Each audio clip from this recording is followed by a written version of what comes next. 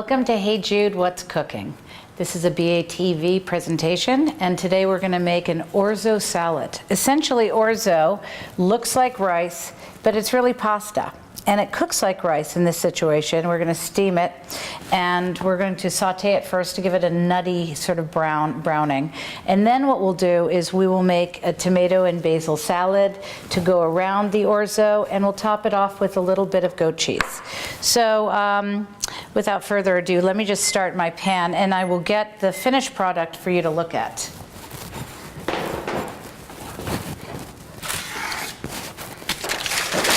So this is what the orzo, basil, and tomato and goat cheese salad looks like. Basically, there's orzo on the bottom, the tomato and basil salad is around the outside, and then the goat cheese is on top. Normally, this is served at room temperature. If you want to serve it as soon as the orzo is done, you can do so, and you'll have the cold salad, you'll have a warm orzo, and then the goat cheese will actually melt a little bit, which is sort of a nice thing to serve. Or you could serve it the way I do, which is at room temperature or cooled.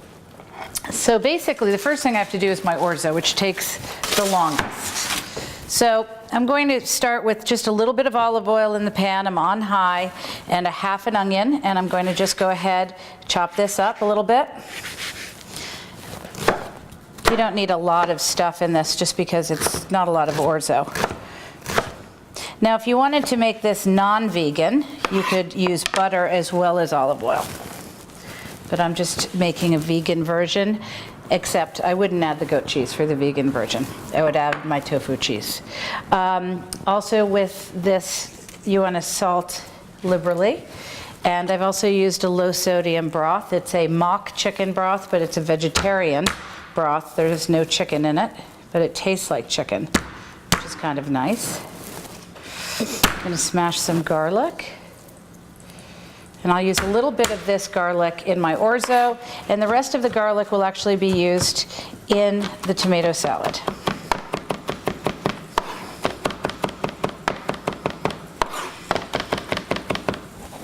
So when you're mincing, you just want to scrape down, bring it back together. And once again, I'm just going to use half of this in here, and the other half I'll put for my tomato salad. And my tomato salad's really simple. It's just tomato, basil, olive oil, salt and pepper, tiny bit of garlic. So let's move this around. Start browning the onions, getting the aromatics going a little bit. And go ahead and start cutting the tomatoes. Let's take the ends off. The orzo usually takes 10 to 15 minutes to cook. So you want to give yourself some time.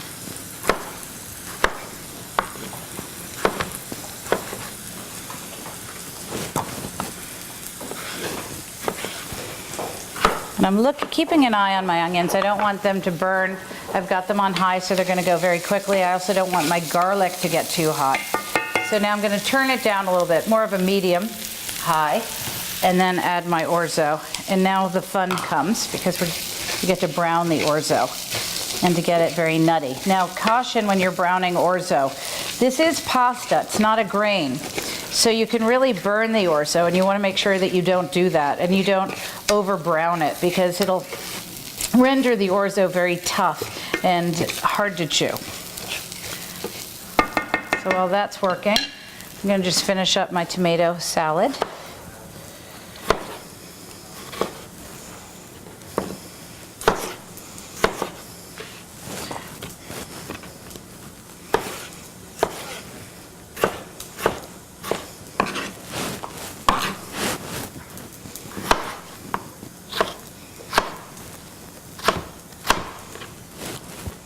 Also, tomatoes are not really in season right now. This is the middle of the winter. So all of this basil and olive oil mask the fact that they're not as juicy and sweet as they could be. Now, if you look very closely, you'll start to see a little bit of browning going on with the orzo. And I just want a little bit of nuttiness and flavor in this. I don't want it overly browned. But this just gives it a great flavor, great nuttiness. Sort of an earthiness to it.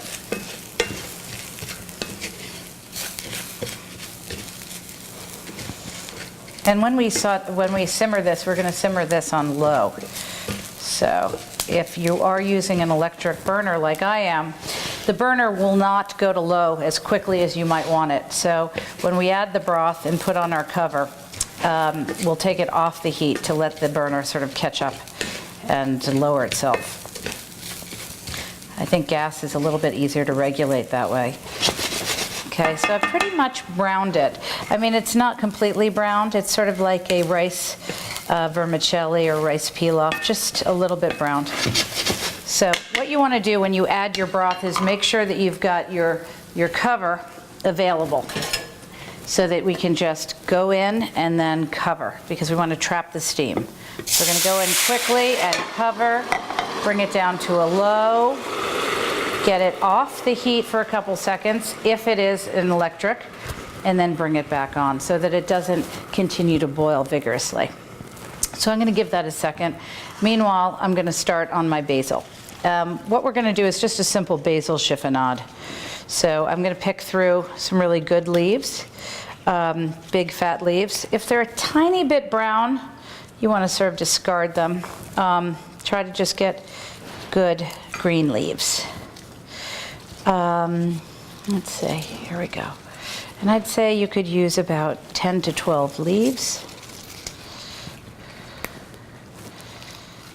And stack them on top of each other.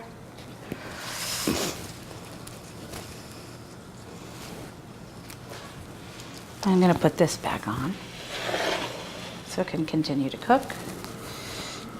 And I will start my chiffonade. Once you stack these leaves stem to tip, you want to roll them very, very, very firmly like this, and then hold on to it while you cut it. And this is called a chiffonade. It's really nice little ribbons of basil. And it increases the surface area. It looks really pretty. It doesn't bruise the basil as it would if you were to just simply chop it. If you don't have fresh basil, you can always use basil oil or a little pesto with olive oil. So I'm going to throw that in.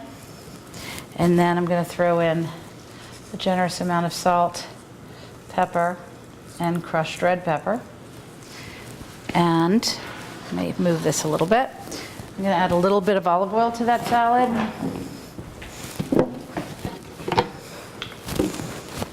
Just about a tablespoon, not too much. And then I also want to add some scallions to this, just to give it a little more oomph, a little more kick. So I'm going to take about 3 scallions. I've already washed these, and I've picked off the really bad pieces that were attached. You always want to sort of clean them off a little bit. Also, I always cut the very ends off. So with regard to doing this, you want to just take these little beard ends off.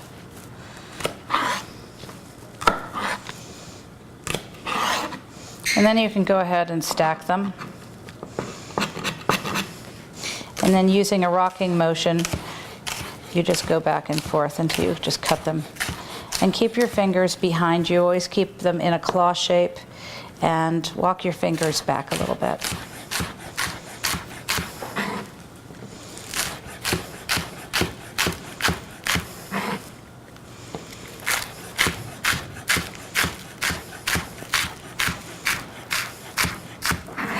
Okay.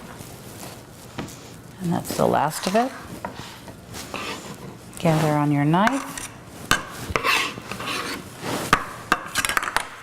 Okay, and I can just stir that a little bit.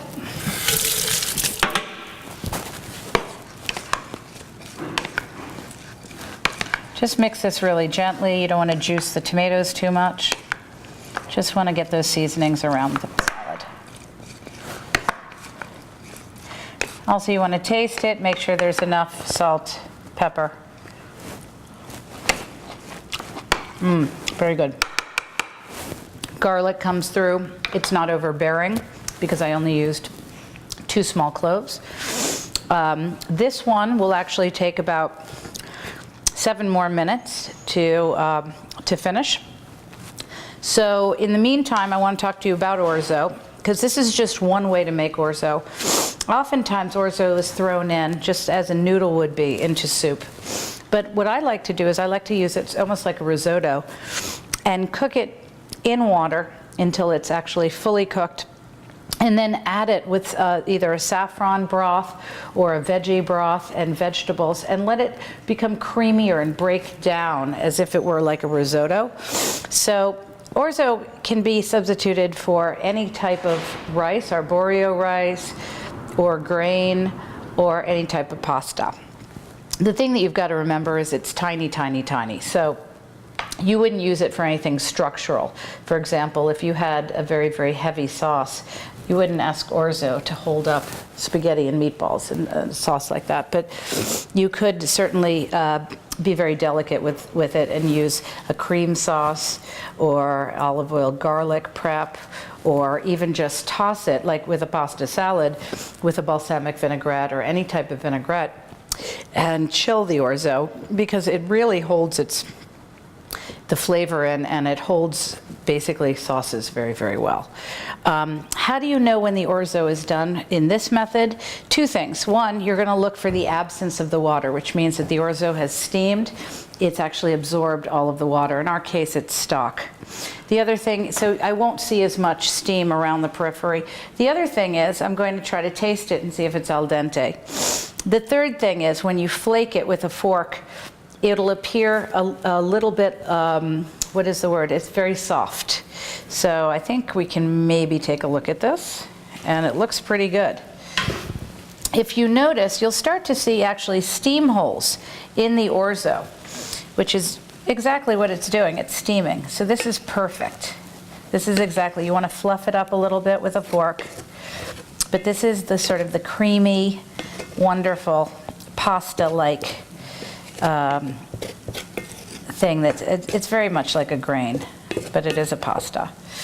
So I'm going to just test it, make sure that it's completely cooked through and al dente. Perfect. I like to not overcook orzo, because I find that when I overcook it, unless I'm doing a mushy preparation where I specifically want mushy, I can sort of keep it for days and use it in a variety of ways if I don't overcook it. I can take this salad and then throw it into a soup or throw it into something else, and it really keeps well. So this is essentially done. Let me show you how to put this all together. So first thing I'm going to do is grab a plate, and I will take my orzo off the heat. And what I want to do is I just want to put the orzo in a mound in the center of the plate.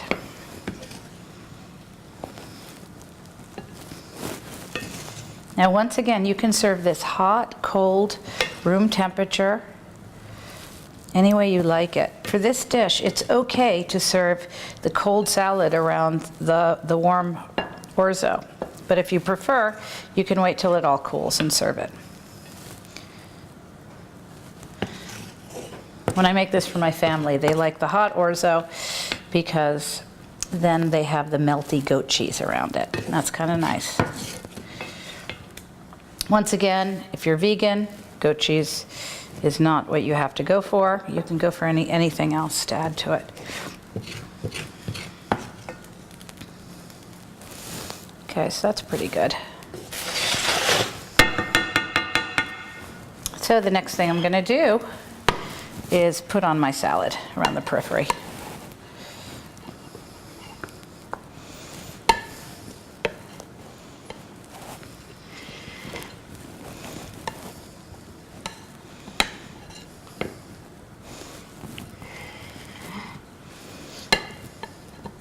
I really like combining things that are different textures and also different temperatures. I think it's kind of fun to eat cold and hot together.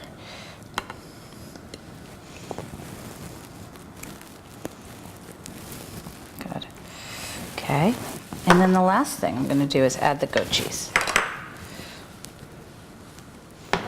I'm just going to crumble that all the way around. And you can add as much or as little as you want. I recommend about a 1/4 cup, about 2 ounces worth of goat cheese. But if you love it, you can add more. If you can't stand it, don't add it at all. Or substitute, add a nut cheese, or add a tofu cheese, or add something else that you find interesting. You could even just add nuts for texture. But essentially that's it.